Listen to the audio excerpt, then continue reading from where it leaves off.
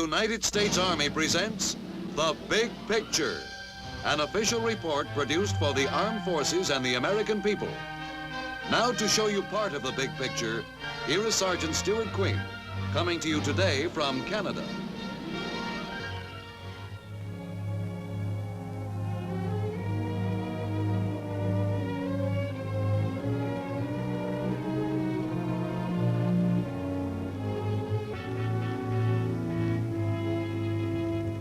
For more than 100 years, Canada and the United States have shared an undefended border. The Canadian Army and the American Army have long been partners in the defense of two free nations. In Europe and in Korea, Canadian and American soldiers have fought side by side, shoulder to shoulder, in keeping with a proud heritage. Today, the big picture salutes the Canadian Army and brings you a report on its distinguished past and its dynamic present.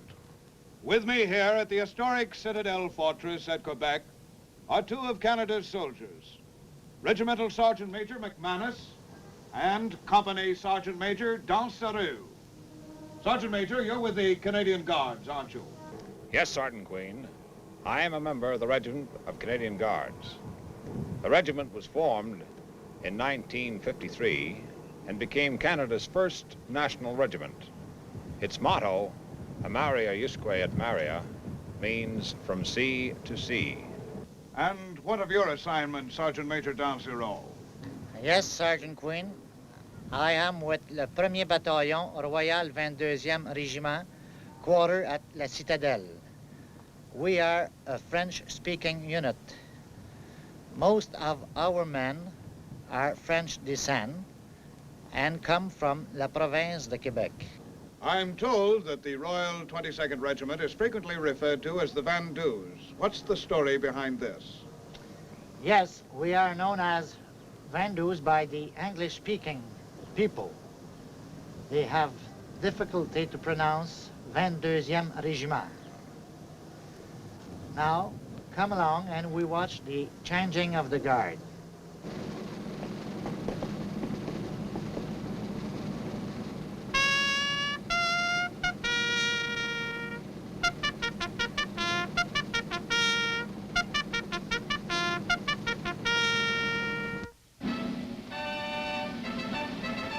The traditions of Canada's regiments have been nurtured by the older British customs and provide added luster to the parade ground.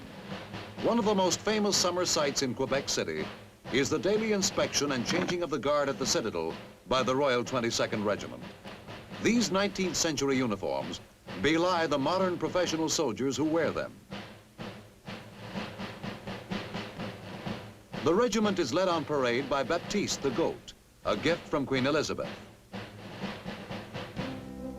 These ceremonials are an important part of a proud military heritage. They are very much a symbol of Canada's modern fighting force, highly trained to assume the military responsibilities of a growing nation. Although the Royal 22nd has carved a special reputation of its own in war and peace, and it is typical of many units in Canada's present-day army. At this colorful show in the Citadel, even Baptiste has his horns gilded for the officer of the guard.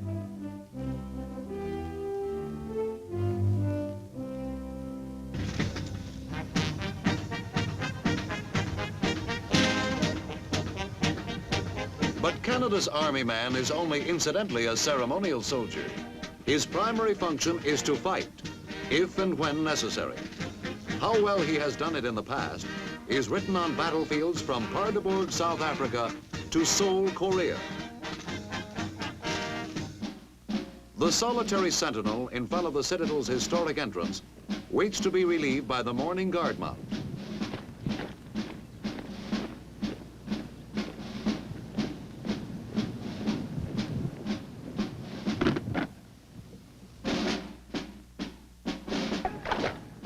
Here in the show window of the Army, the new sentry takes over his post, stiff and impassive, standing well over 6 feet tall in his great bearskin busby, embodying a tradition of duty as old as Canada.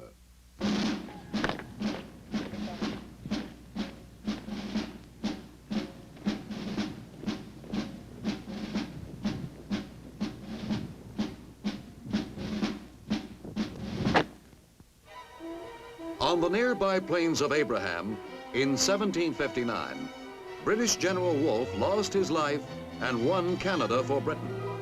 The English victory over General Montcalm's force marked the destiny of Canada as a British Commonwealth nation. French and English Canadians were united. And by 1885, when the Governor General's bodyguard crossed the ice of Lake Superior to help quell the Northwest Rebellion, Canada was fast becoming a nation. The Canadian Army received its baptism as the Indian lands in the West were settled. Although Canadians fought in South Africa's Boer War at the turn of the century, it was not until the outbreak of World War I in 1914 that Canada was called upon to put a large modern army into combat overseas. During these war years, many of Canada's finest regiments came into being. Some were raised and equipped with private funds. They learned how to soldier, and they went to France, to the tragedy and victory of a great and terrible war. Montsorel, the Somme, Amiens, Festubert, Ypres, Vimy Ridge.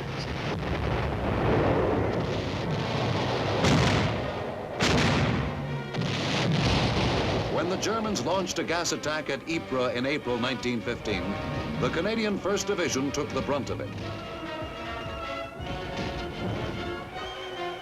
But more than once across the vast and bloody front, Canadian soldiers paid the Germans back.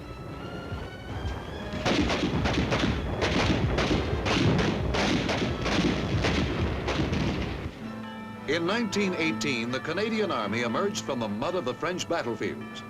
The Black Watch of Canada alone was awarded 23 separate battle honors, and the Queen's Own Rifles 21. The Germans had been beaten, and Canada shared the sweet taste of victory. 4 years of struggle in a crucible of fire. The Canadian Army left 60,000 men behind when it returned from France. Today, a simple monument in Ottawa pays silent tribute to their memory and to the spirit they personify. 68 Canadian soldiers were awarded the Commonwealth's highest decoration, the Victoria Cross, upon which is inscribed with simple eloquence, "For Valor."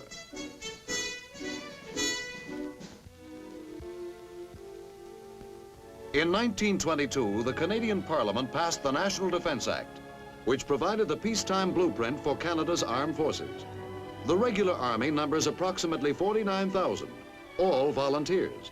Between World Wars I and II, the regular army dwindled, seldom numbering more than 4,000.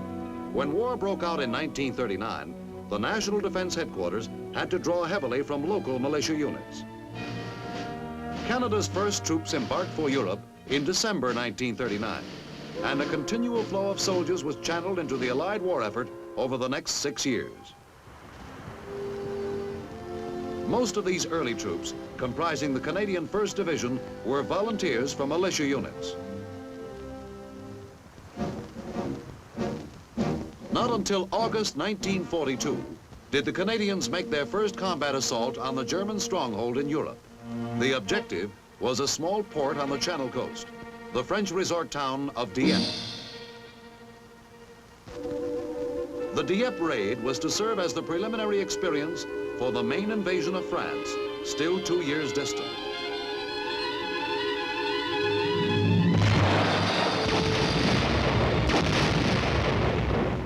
Although the raid itself was a tactical failure, Dieppe proved that the new Canadian Army could fight as well as that of 1918. Few of the combat objectives were realized on the beach, but the many lessons learned by the Allies paid off in future amphibious operations.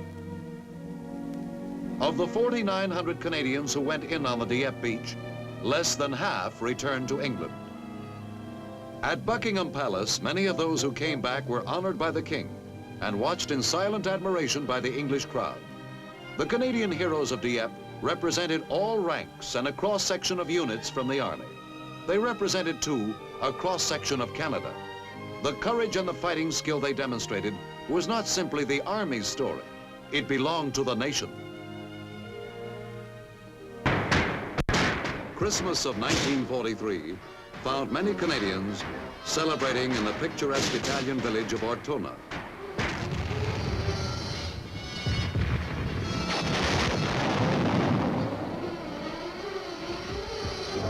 The Germans disliked giving up their quarters just before the holidays.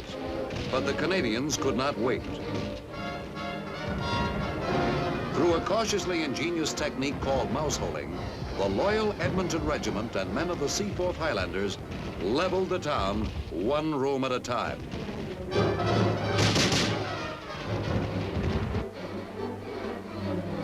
By the end of the Italian campaign, nearly 100,000 Canadian soldiers had seen service in Italy.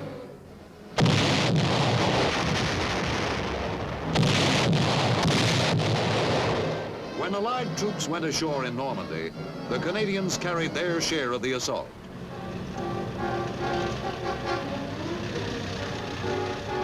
The drive inland was tough and subject to repeated German counterattacks. In a great pincer movement during August 1944, Canadians, British, and Americans effectively sealed off and cut down a formidable German force deployed in the Falaise area.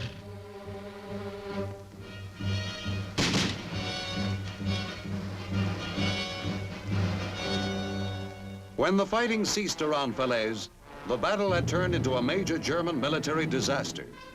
The Canadians alone took more than 12,000 German prisoners. At least 8 enemy divisions were destroyed, and 16 more suffered disastrous losses. At the end of the war, General Eisenhower lauded Canadian troops for their valor and determination. Responding to the United Nations appeal for troops in 1950, many Canadian soldiers volunteered for duty among the barren Korean hills. Fighting side by side with American and other UN soldiers against the North Korean communists, the Canadians brought a matter-of-fact military professionalism to their work, which was a model for all. These men knew their jobs. They remembered the reputation their fathers had made at the Somme and Vimy Ridge. They remembered Dieppe and Ortona and the Falaise Pocket.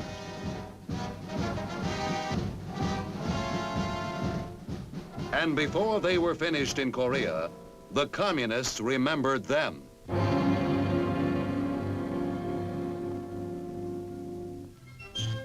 The 1st Commonwealth Division provided recreational facilities, such as they were. For the hard-fighting Canadians, the chance to relax over a glass of ale was always welcome. The Canadian Army has maintained a brigade group in West Germany since 1951 as part of Canada's NATO obligation. Headquarters is near Zost, handy to terrain well suited for the constant training activities carried on by the formation.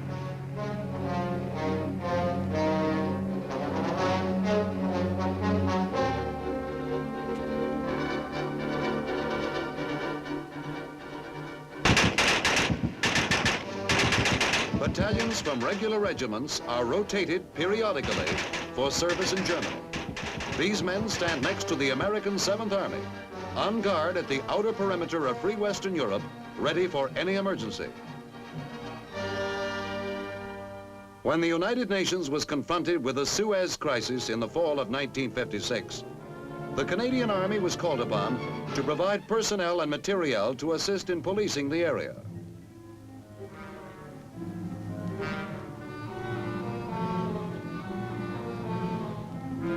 Serving under the UN flag, Canadian units helped bring about a successful prisoner exchange between Egyptian and Israeli forces. In the troubled Middle East, Canadian soldiers still represent the interests of peace. The fighting history of the Canadian Army is a proud one, and nowhere is it more revered than at the Royal Military College at Kingston, Ontario, where future officers are trained.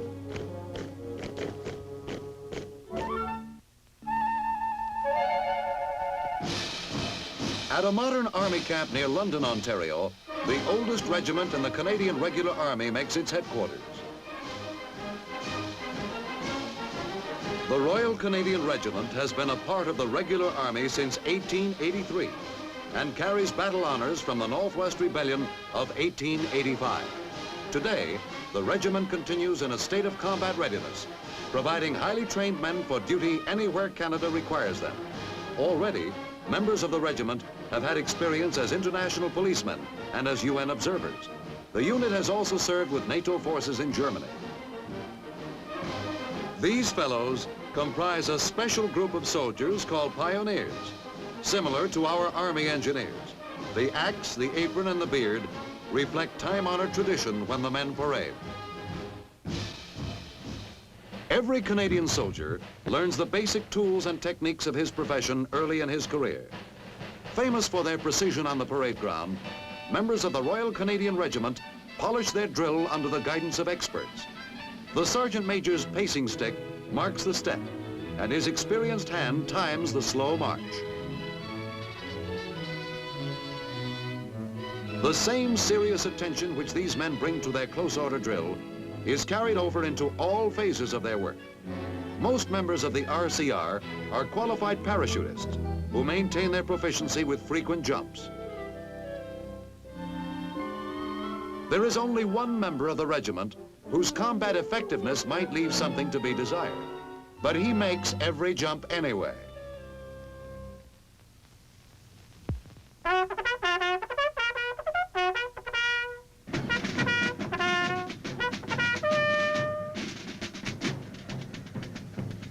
Canadian regiments display their colors in a solemn and moving ceremony. At Edmonton, the 2nd Battalion of the famous Princess Patricia's Canadian Light Infantry troops the color. Sir, guards formed up as ordered. 431 other ranks on parade. Guards reported present. Sir.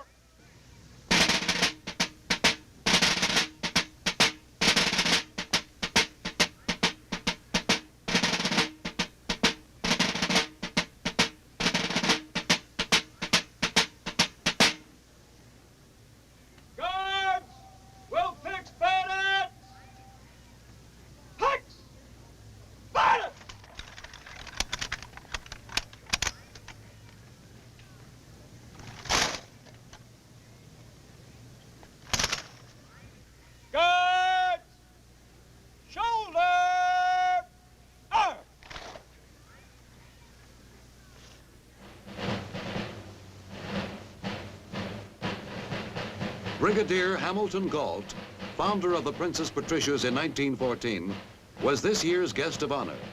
When Brigadier Galt first organized the regiment for World War I service, he spent a personal fortune training and equipping his men. General, salute. Present. Arms. The most junior officer in the unit receives the color from the regimental sergeant major. The ceremony is derived from the age-old battle practice of rallying around the flag.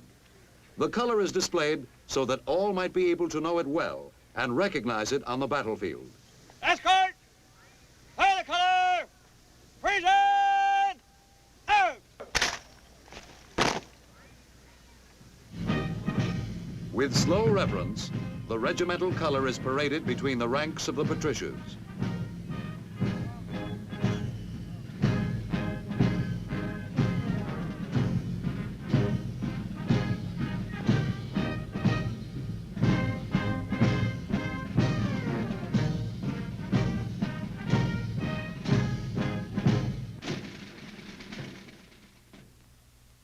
Guards will march fast in slow and quick time. Slow, forward.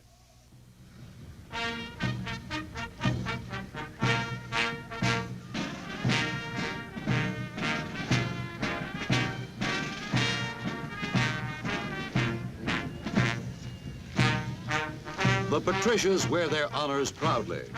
Among their most prized regimental decorations is a United States Presidential Unit Citation awarded to the 2nd Battalion for its gallant fight at Kapyong, Korea in 1951. Since the end of World War II, the Canadian Army has maintained a mobile striking force specially trained for continental Arctic defense. In early post-war operations, such as Sweetbriar, United States forces participated in joint maneuvers with these Canadian snow fighters.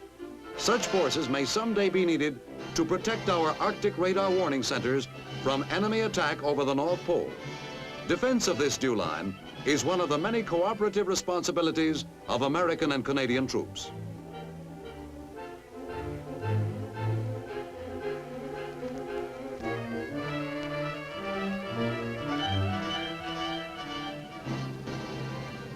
At Gagetown, New Brunswick, typical permanent facilities are designed to accommodate all the needs of a busy army. At Camp Gagetown, regular Army and militia units which convene here each year for maneuvers can march to some of the world's finest band music, including the pipe bands of the famous Canadian Black Watch.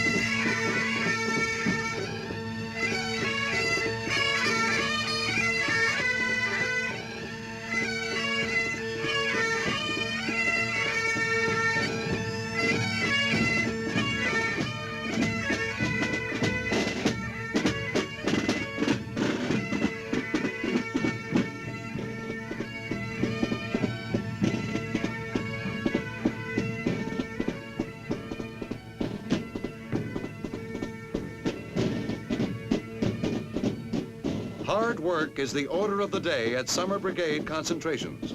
While the bands rehearse, the artillery is busy on a softening up operation to be coordinated with armor and infantry units. Men of the militia have an opportunity to train with duty-toughened regulars. Elevation 5, 7, 8.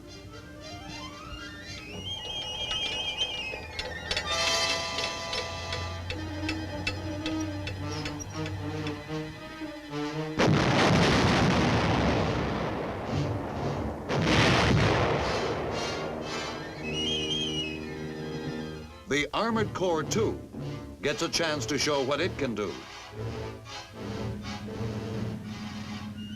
Saddle action, traverse right. Steady, on. 800, tank, fire!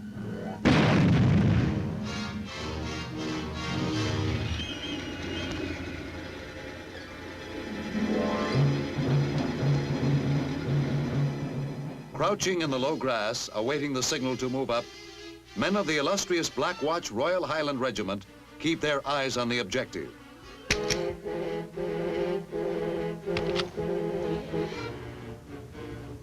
Hello, 1. Hello, 1. Enemy section in farm. I'm taking them out. Over.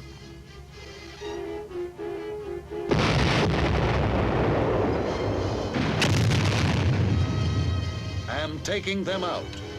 How many times in 2 world wars and Korea did that simple message spell the end for an unfortunate enemy?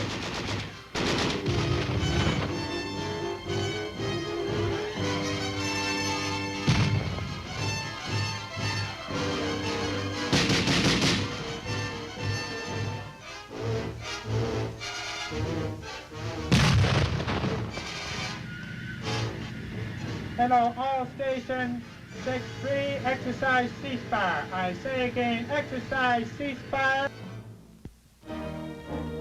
When President Eisenhower spoke before the Canadian Parliament on his recent visit, his words underscored the role of the Army in Canadian-American cooperation. We stand together at a pivotal point in history. All that we Canadians and Americans and those who went before us have built, all that we believe in, is challenged as it has never been challenged before. The new horizons of competition range from the polar areas and extend to the infinity of outer space.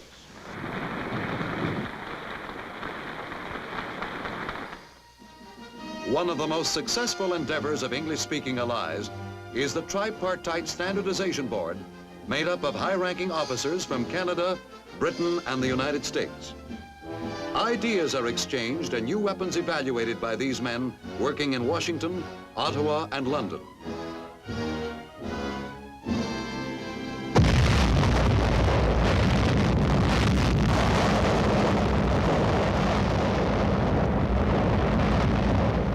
When American troops maneuvered with live nuclear weapons at Desert Rock Proving Ground recently, Canadian units participated. thereby gaining valuable experience on a simulated atomic battlefield.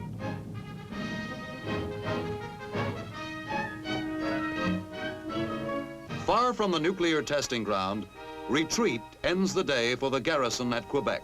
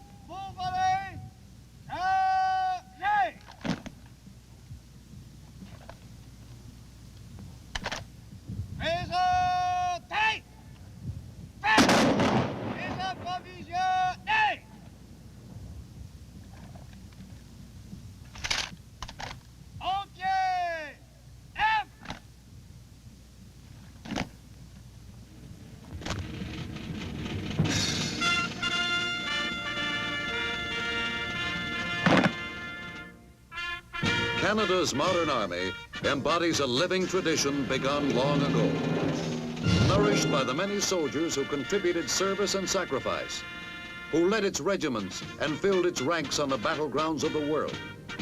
To them and to the men who follow, to those who stand guard over their country today, Canada and the free world are indebted.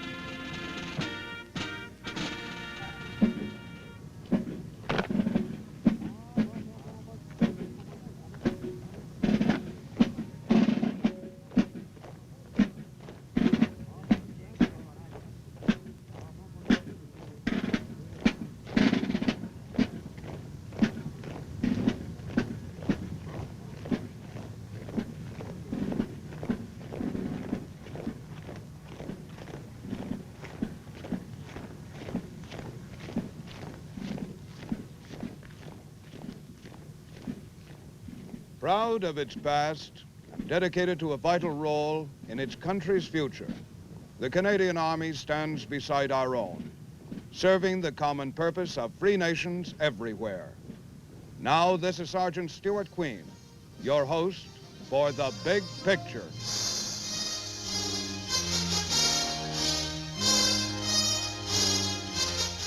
The Big Picture is an official report for the armed forces and the American people. Produced by the Army Pictorial Center. Presented by the Department of the Army in cooperation with this station.